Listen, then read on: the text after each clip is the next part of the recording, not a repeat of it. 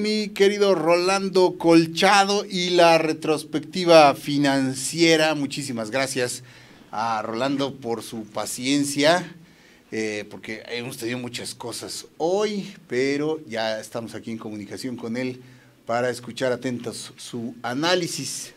Siempre inteligente. ¿Cómo estás, Rolando? Muy bien, Jorge, muy buenos días. Buenos días, amigos y amigos. Qué gusto nuevamente tener la oportunidad de platicar con ustedes. El gusto es todo nuestro, mi querido. Adelante. Sí, de hecho el tema que quiero comentar hoy es el relativo a la caída o el desplome de la bolsa de valores de Wall Street. Eso. El lunes y el martes.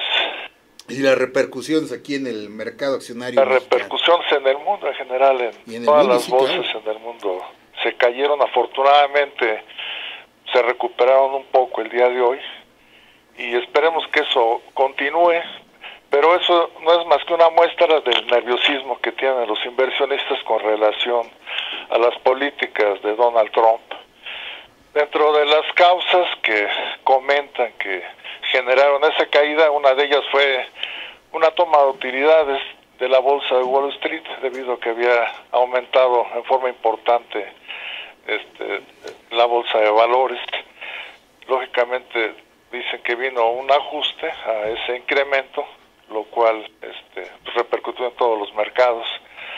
Otro punto que para mí es el más importante es el incremento del déficit de los Estados Unidos, ya que podrán decir que se mejora el empleo, que las variables económicas y macroeconómicas están excelentes, pero el déficit en el saldo en cuenta corriente es muy importante. O sea, cualquier persona, empresa o país, si tiene un déficit en su saldo en cuenta corriente, quiere decir que gasta más de los ingresos que está generando. Entonces, los Estados Unidos ya no tienen las empresas que generaban los ingresos suficientes para que les proporcionara superávit. Si pudiéramos ver mi primera gráfica que envié, el cual muestra un resumen de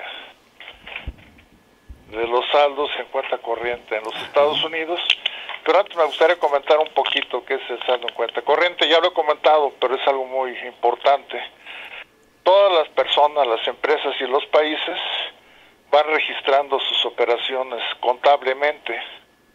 Un documento muy importante para un país es su balanza de pagos. Esa balanza de pagos tiene 3 divisiones.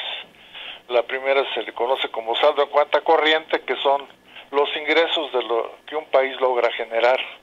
A su vez tiene 3 divisiones: compraventa de mercancías, que se llama la balanza comercial; compraventa de servicios, dentro de ellos los servicios turísticos; y la cuenta de transferencias, que es lo más importante, el dinero que los compatriotas mandan a sus familias aquí en México. Tiene una segunda sección que se llama la cuenta de capital o la cuenta financiera, que son los movimientos de activos y pasivos, o sea, deudas y préstamos que el país va obteniendo. Y al final hay una cuenta en la que se ajustan las partidas que no se logra detectar, generalmente es lavado de dinero y el dinero del contrabando, que se llama errores y omisiones, a través de la cual se ajusta para llegar al nuevo saldo de las reservas internacionales. Si vemos el saldo en cuenta corriente en los Estados Unidos, cuando su economía empezó a decaer fue durante la presidencia de Ronald Reagan, un presidente muy querido que todo el mundo admiraba, a la fecha lo quieren mucho.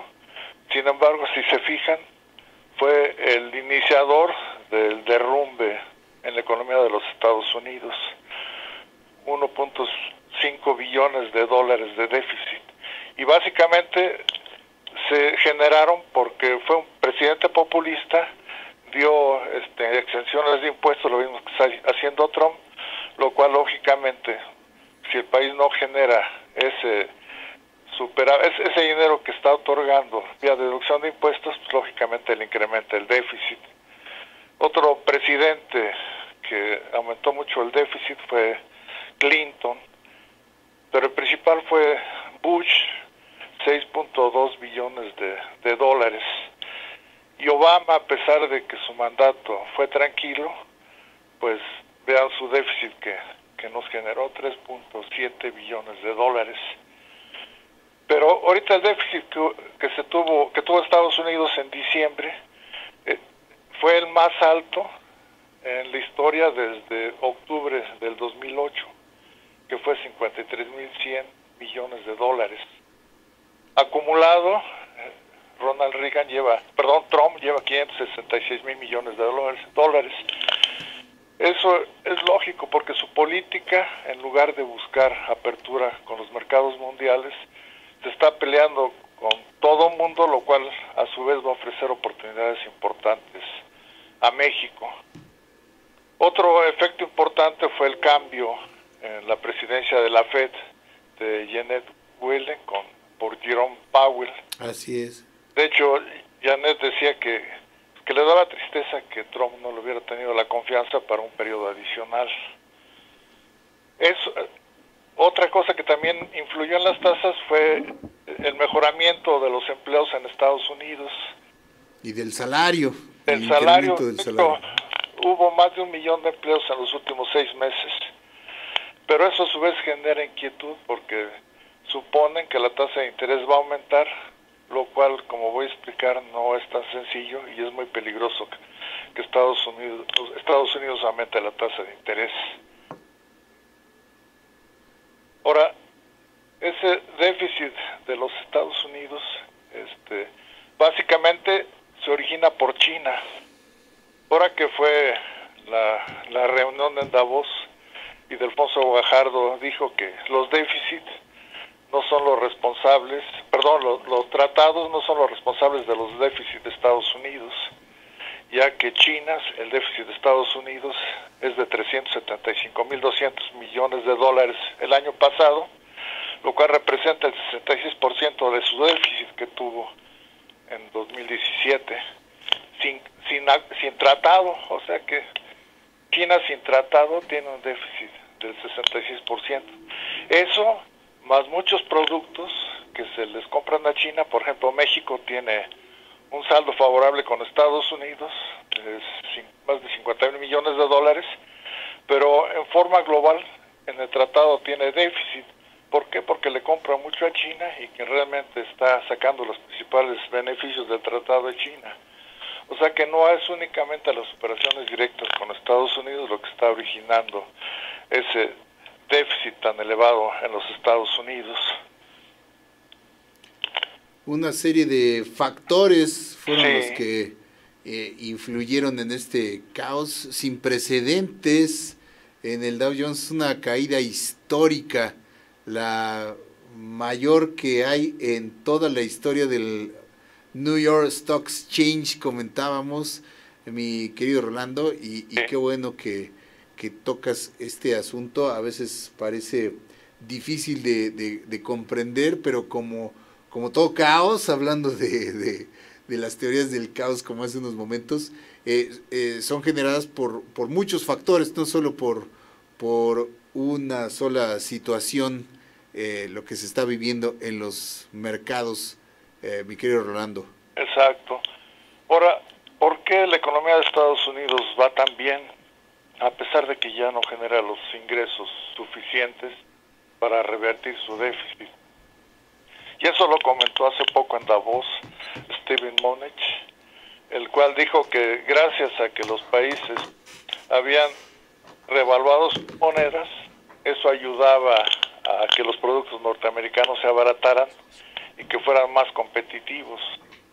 Entonces, para muestra, si gusta, podemos ver la siguiente gráfica, en la cual yo llevo un análisis de las variaciones de precios a nivel internacional originados por los efectos monetarios, la inflación, el tipo de cambio y el tiempo.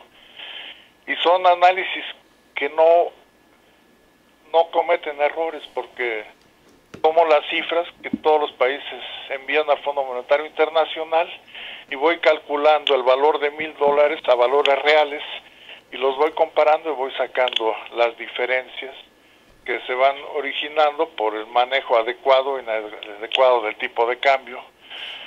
Si podemos ver, tengo esencialmente tres columnas.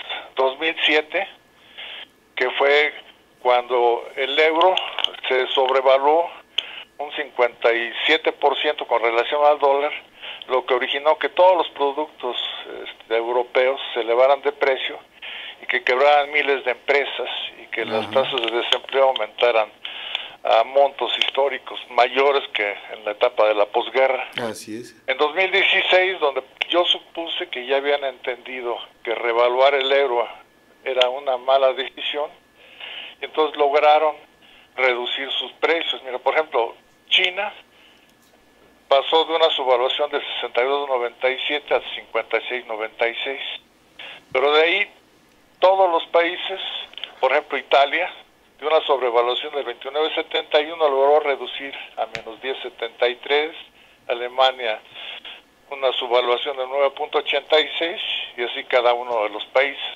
Sí. Sin embargo, de 2016 a 2017 el euro se volvió a revaluar, se revaluó a un 14.53. Entonces el terreno que ya habían logrado tener los países de la zona euro, nuevamente lo perdieron. ¿Eso qué significa? Pues de que los productos de la zona euro son más elevados. Se encarecen, claro. Y lógicamente eso trae un beneficio en la economía de los Estados Unidos. Lo peligroso es que Estados Unidos es la economía eje. Ellos no pueden ajustar su tipo de cambio ni su moneda. Y lógicamente esto hace que sean vulnerables a cualquier economía.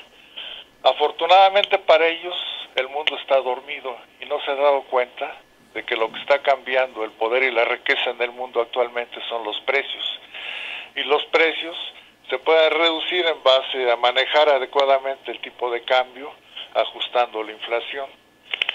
Pero también en esta gráfica podemos ver que de 2007 a 2017 México tenía una subvaluación el año pasado del 13.40 y la redujo al 1.73. Si analizamos, no es tan malo las amenazas y los sustos que genera Trump a los mercados porque nos hace más competitivos. Entonces, en base a esto y si nos comparamos contra los países de la zona euro, México es muy competitivo ante todos. Esta es una gran oportunidad ahorita con un tratado que se está celebrando en Europa para que la Unión Europea y México celebren un tratado donde establezcan relaciones comerciales, lo cual nos va a beneficiar a México. Fíjense, en lugar de que Estados Unidos... Ojalá se oiga donde se debe oír, ¿verdad?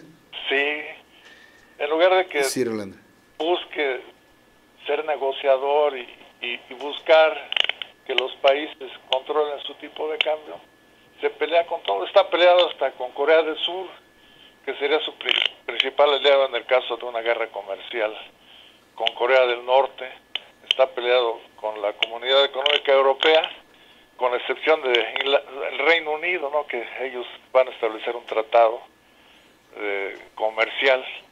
Entonces, en resumen, vemos que de hecho las decisiones de Trump, si nuestro gobierno las sabe aprovechar, nos pueden traer beneficios muy importantes, porque los países a los que Estados Unidos les cerró las puertas pueden ingresar a través de México, y México sería una puerta muy importante para la creación de empleos y empresas, a través de los cuales se promueva la distribución de recursos a los Estados Unidos. Entonces no todo es malo, estimado Jorge. Pues qué bueno, mi querido Rolando, qué bueno, mi querido Rolando, y como siempre, pues nos quedamos con tu análisis acucioso de la situación, y le digo, ojalá tengan la visión los tomadores de responsabilidades que la que tú tienes, y si no, desde aquí se las hacemos llegar, querido Rolando. Como siempre, muchísimas gracias. No, al contrario, por gracias esta participación. A ti, Jorge. Que tengan muy buen día. Gracias, igualmente para ti, muy buen día, muy buen resto de la semana, y nos escuchamos el próximo miércoles, mi querido Orlando. El día del amor y la amistad. Así es.